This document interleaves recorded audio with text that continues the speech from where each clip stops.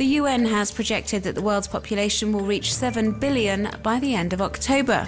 This forecast has been met with much online commentary, and there have been all sorts of initiatives emerging online to celebrate this historic event. On sites like Worldometers, you can follow a live countdown to the 7 billion humans on Earth mark. There's also a whole host of stats available on the current world population, which are updated in real time. American Daily, The Washington Post, has uploaded an animated infographic to illustrate the demographic evolution of our planet from 1950 to 2100, as well as the evolution of consumption between countries.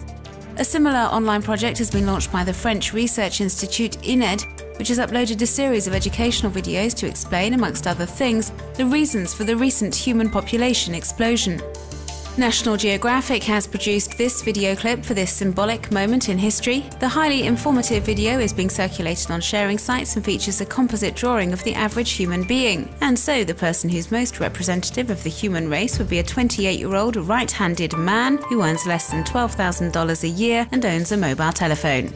And finally, the project 7 Billion Actions has been set up in partnership with the UN. Living in a world with 7 billion people, the choices we make affect others. And the project is about encouraging people to think about different challenges facing the planet, like the financial crisis, food shortages, consider the environmental and social problems people across the world facing in the years to come. Web users aiming for the release of Johan Persson and Martin, the Swedish journalists arrested in Ethiopia on the 1st of May as they were working on a report about the Ogaden National Liberation Front, a rebel movement at war with the Ethiopian government. The two have been arrested by the authorities on terrorism charges. Their trial began on the 20th of October. If convicted, they face the possibility of life imprisonment. This website was set up to convince the Swedish authorities to place pressure on Addis Ababa to release the two journalists immediately. The people behind the site feel this case should become a national priority in Sweden. Web users can follow us and add their comments via Twitter, following #EthiopiaSwedes and #FreeJohan and Martin. The mobilization for Johan and Martin is gaining momentum in Sweden. Over 2,800 Facebook users have joined this page designed to show solidarity with the journalists and collect donations to help pay their legal fees. And this online petition demanding their release has been signed by over 2,700 web users. So the campaigning has been taking place on and also on the streets, as we can see in this footage filmed in various towns and cities across Sweden over the past few weeks.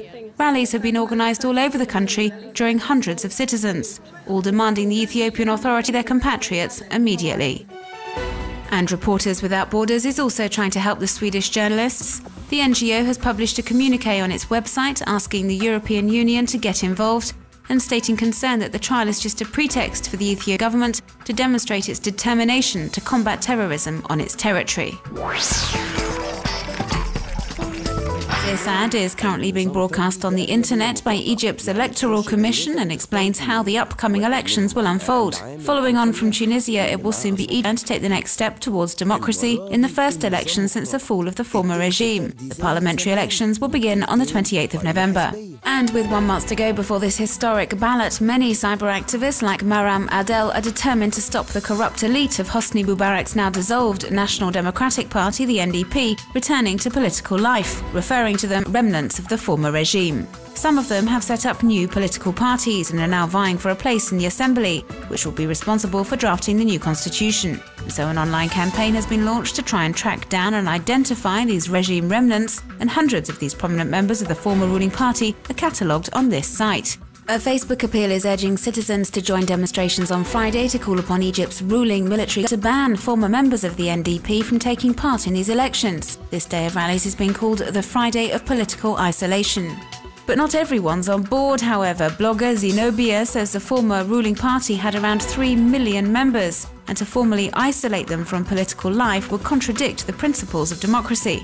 She thinks the best way of excluding the corrupt elite is for them to be ostracized by the public.